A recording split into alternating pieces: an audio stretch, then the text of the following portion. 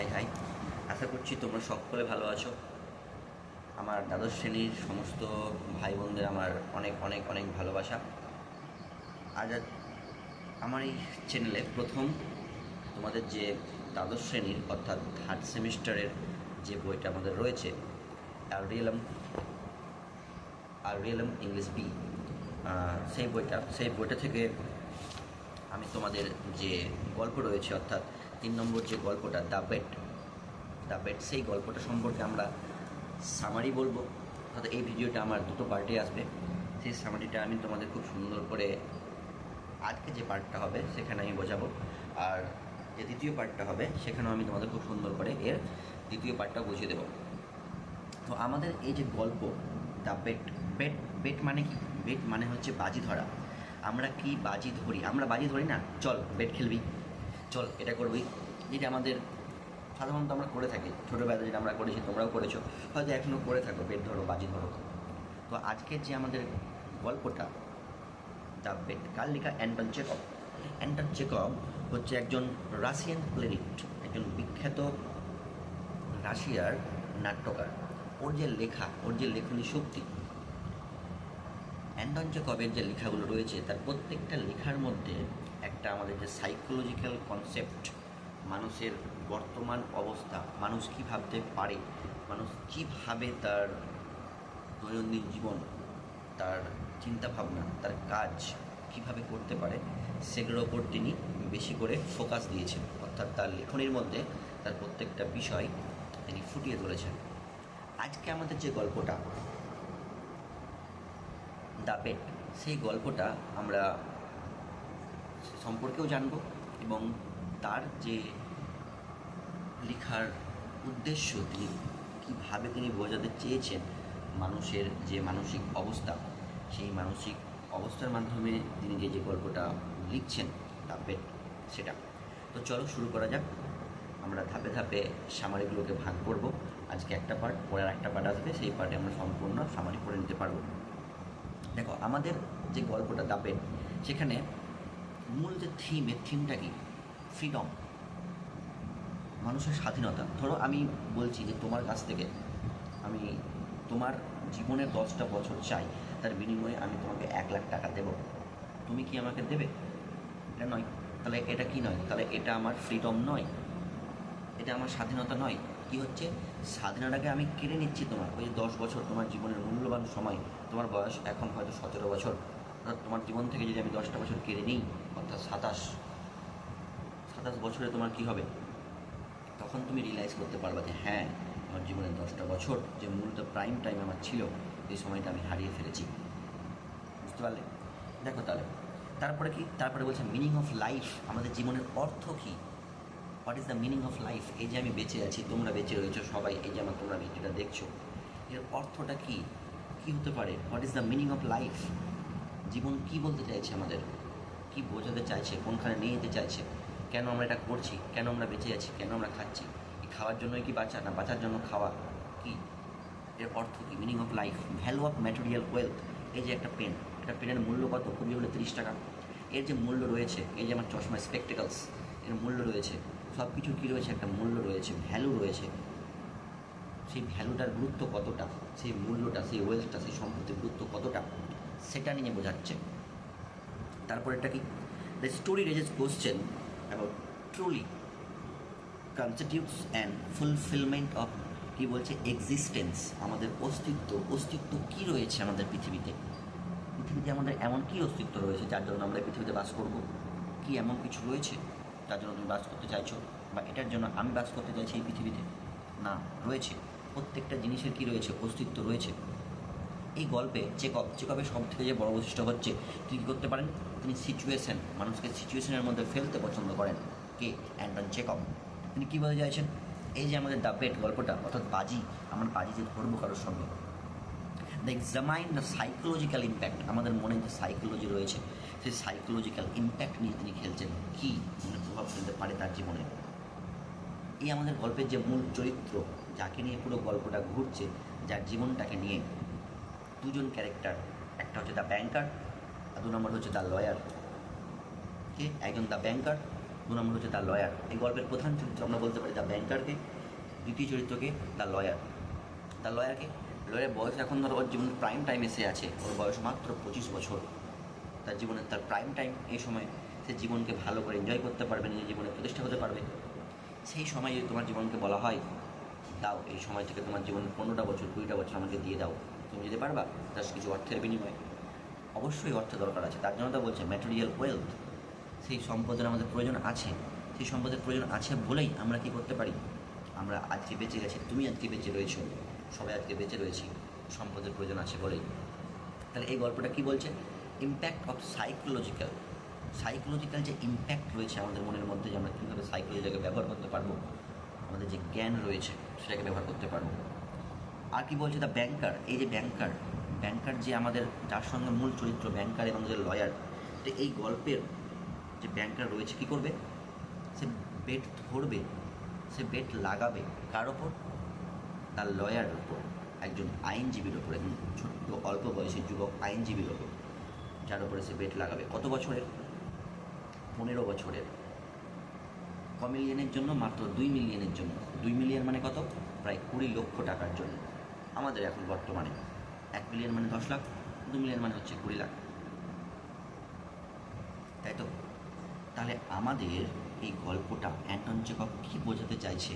The psychological impact of human, মানুষের যে bet ধরছে, যার ওপর বেট ধরা হচ্ছে, যে বেট লাগাচ্ছে, তাদের সাইকোলজিক্যাল ইম্প্যাক্টটা কী হতে পারে মানুষের জীবনে, তাদের জীবনে কী হতে পারে, সে কেন বেট ধরছে, আর যে বেট নিলে ওর জীবনটাকে বাজি রাখলো, তার জীবনের সমস্ত ফ্রিডম, তার সমস্ত কিছু ওয়েলথ কেন সে রাখতে চাইলো, এটা নিয়েও এই যে পুরো গল্পটা, এই বিষয়টাকে নিয়েই কী হচ্ছে আমাদের এই গল্পটা শুরু হচ্ছে। এই গল্পটা লেখককে বললাম অ্যান্টন চেখভ, কিন্তু এর যেহেতু রাশিয়ান একজন হচ্ছে প্লেরিট নাট্যকার, সুতরাং আমাদের যে ইংলিশ যে ভার্সানটা যেটা আমরা পড়ব সেটা ট্রান্সলেটেড করেছে কে? কনস্ট্যান্স গার্নেট, যে ট্রান্সলেট করে আমাদের ইংরেজিতে আমরা এখন পড়তে পারছি। দেখো, আমি তোমাদের জাস্ট সামারিটা আমি তোমাদের বলবো, সুন্দর করে তোমরা ভালো করে বুঝতে পারবে। যদি তোমাদের বুঝতে কোনো জায়গায় অসুবিধা হয়, অবশ্যই তোমরা মেসেজ অথবা নিচে কমেন্ট বক্সে কমেন্ট করতে পারো। তোমাদের এখান থেকে যদি কোনো রকমের নোটসের প্রয়োজন পড়ে, তোমরা অবশ্যই কী করতে পারো, কমেন্ট করতে পারো। আমি তোমাদের নোটস ঠিক প্রোভাইড করে দেবো। যেরকমভাবে তোমাদের থার্ড সেমিস্টার যতগুলো নোট তোমাদের প্রয়োজন হয়, যেরকমভাবে 5-6 রকম তোমাদের যে ট্রাইবসগুলো রয়েছে, যেরকমভাবে পরীক্ষায় আসতে পারে। আগের কোশ্চেন যেহেতু আগের বছর প্রথম যারা এবার উচ্চ মাধ্যমিক দিয়ে বেরোলো, তারা কী দিয়েছে? ফার্স্ট পরীক্ষা দিয়েছে। সেই কোশ্চেন অনুযায়ী কোশ্চেন অ্যানালিসিস করে আমি যেটা বুঝতে পেরেছি সেরকমভাবে তোমাদের সমস্ত রকমের উত্তর, বিভিন্ন রকমের প্রশ্ন তোমাদের আমি প্রোভাইড করে দেবো। দেখো, তাহলে গল্পটা শুরু হচ্ছে তাকে নিয়ে, বলেছিলাম আমি ব্যাংকারকে নিয়ে প্রধান চরিত্র, আর দ্বিতীয় নম্বর চরিত্রকে দ্য লয়ার। ব্যাংকার, এই গল্পটা আরেকটু বলে দিই, এই গল্পটা দুরকমভাবে প্লট ঘোরাফেরা করবে। এক হচ্ছে বর্তমানকে নিয়ে, আর একটা অতীতকে নিয়ে। এখন বর্তমানে যে গল্পটা শুরু হচ্ছে যেখানে, সেটা হচ্ছে বর্তমানকে নিয়ে। বর্তমানে হঠাৎ এক সুন্দর সন্ধ্যাবেলা, কেমন সন্ধ্যাবেলা? অটাম, একটা ডার্ক অটাম নাইট, সেই সময় গল্পটা শুরু হচ্ছে। সেখানে আমরা কি দেখতে পাচ্ছি? ব্যাংকার ও পায়চারি করছে ওর বাড়িতে, ব্যালকনিতে ওখানে, এবং সে রিমেম্বারিং করছে যে আজ থেকে 15 বছর আগে কী এমন ঘটনা ঘটেছিল যে সে বর্তমান পরিস্থিতিতে এখন সে দাঁড়িয়ে রয়েছে। কী দেখতে পাচ্ছি? যে আজ থেকে 15 বছর আগে ব্যাংকার একটা পার্টির আয়োজন করেছিল। সেই পার্টিতে সে কী করছে? অনেক লোককে ডাকা হয়, অনেক বড় মানে লোক আসে, অনেক ইন্টেলেকচুয়াল পার্সন আসে, অনেক খুব সুন্দর সেখানে জার্নালিস্ট আসে। তাদের মধ্যে একটা আলোচনা হয়। যে আলোচনার মূল কেন্দ্রবিন্দু ছিল ক্যাপিটাল পানিশমেন্ট। কী ছিল? ক্যাপিটাল পানিশমেন্ট, মানুষকে কীভাবে মৃত্যুদণ্ড বা ক্যাপিটাল পানিশমেন্ট মানে কি, মেরে ফেলে দেওয়া মানুষকে, সেটা নিয়ে তাদের মধ্যে কনভারসেশন শুরু হয়। এবং কনভারসেশন যখন তাদের মধ্যে শুরু হয়, কেউ তাদের এই যে ক্যাপিটাল পানিশমেন্টকে তারা কেউ কী করছিল, মধ্যে তারা সহমত পোষণ করছিল। আবার কেউ ছিল যারা এই ক্যাপিটাল পানিশমেন্টের বিপক্ষে সহমত পোষণ করছিল। কিছু যারা ওখানে ইন্টেলেকচুয়াল পার্সন রয়েছে, তারা এই মতামত পোষণ করছিল যে না, এই যে ক্যাপিটাল পানিশমেন্টটা কিন্তু বিশেষ কিছু খ্রিস্টান রাষ্ট্র রয়েছে ওইদিকে, যে ক্যাপিটাল পানিশমেন্টটা কী করে না, তারাকে অগ্রাধিকার দেয় না, অর্থাৎ ক্যাপিটাল পানিশমেন্ট তাদের পক্ষে যথাযথ নয়। সুতরাং তাদের বিপরীত পক্ষে তাহলে কী ছিল, আরেকটা আলোচনার মূল কেন্দ্র বিষয় ছিল লাইফ ইমপ্রিজনমেন্ট, মানে হচ্ছে যাবজ্জীবন কারাদণ্ড, অর্থাৎ তাকে সারা জীবন কারাদণ্ডের মধ্যে ইমপ্রিজনমেন্টে তাকে কাটাতে হবে। তো এই যে আমাদের মূল আলোচনার বিষয় কী হলো তাহলে, ওই কনভারসেশনে ওই ব্যাংকারের পার্টিতে যারা এসেছিল, তাহলে সেই দিনকার রাত্রে কী নিয়ে আলোচনা হচ্ছিল, এক হচ্ছে ক্যাপিটাল পানিশমেন্ট নিয়ে, আরেকটাকে নিয়ে লাইফ ইমপ্রিজনমেন্ট নিয়ে। এই যে ক্যাপিটাল পানিশমেন্টকে কেউ সাপোর্ট করছিল, আর একজন কেউ ক্যাপিটাল পানিশমেন্টকে সাপোর্ট করছিল না। আমাদের যেখানে রয়েছে ব্যাংকার, আমাদের যে ব্যাংকার গল্পের প্রধান চরিত্র আমি বলতে পারি যাকে, ব্যাংকার, ও কী বলছে, না আমি ইমপ্রিজনমেন্ট ফর লাইফটাকে সাপোর্ট করি না। ও কোনটাকে সাপোর্ট করছে, সরি একটু ফোন কল চলতেছিল।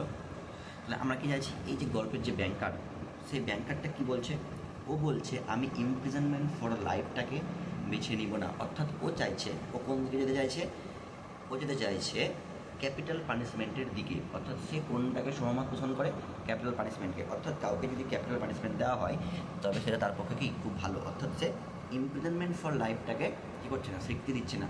ও মনে পড়ে কি, আমাদের ব্যাংকার মনে করে যদি কাউকে ইমপ্রিজনমেন্ট ফর লাইফ দেওয়া হয় তাহলে তাকে কি জীবনে ধীরে ধীরে ধীরে ধীরে মেরে ফেলা, আর তাকে যদি কাউকে ক্যাপিটাল পানিশমেন্ট দেওয়া হয় তার মানে কি তাকে সঙ্গে সঙ্গে শেষ করে দেওয়া। কি সবাই বুঝতে পেরেছ? তাহলে আমরা এইটুকুর মধ্যে এটুকু বুঝতে পারলাম, সেটা হচ্ছে যে আমাদের যে ব্যাংকার ও কি চাই, ইমপ্রিজনমেন্ট ফর লাইফ চাই না, ও চাই ক্যাপিটাল পানিশমেন্ট। কিন্তু ওই আলোচনার সভায় সেদিনকে পার্টিতে আরেকজন উপস্থিত ছিল, যে আমাদের গল্পের আরেকজন চরিত্র, যেটা উপস্থিত হয়েছে কি, দ্য লয়ার, এই ইয়ং লয়ার যার বয়স মাত্র 25 বছর। তাকে জিজ্ঞাসা করা হয় সে কী চাইছে। তখন সে কী বলা হয়, যদি আমাকে বলা হয় বা আমাকে বেছে নিতে বলা হয় দুটোর মধ্যে কোনটা, তবে আমি দুটোকে কী মনে করি, ইমোরাল। তবে যদি দুটোর মধ্যে আমাকে যদি একটা বেছে নিতে বলে তাহলে আমি কোনটা বেছে নেব, ইমপ্রিজনমেন্ট ফর লাইফ। তখন আমাদের ব্যাংকারটা প্রচণ্ড রেগে ওঠে। কেন রেগে ওঠে, সে বলে না এটা কখনোই সম্ভব নয়, তুমি পারবে না থাকতে। আচ্ছা তোমাকে আমি 5টা বছর সময় দিলাম, তুমি যদি 5 বছর থাকতে পারো তাহলে সেটা খুবই ভালো। কিন্তু আমাদের যে লয়ার রয়েছে ও কী হয়, ও নিজের পায়ে নিজেই ছুরি মারে এবং কী বলে, না আমি 15 বছর থাকতে পারবো।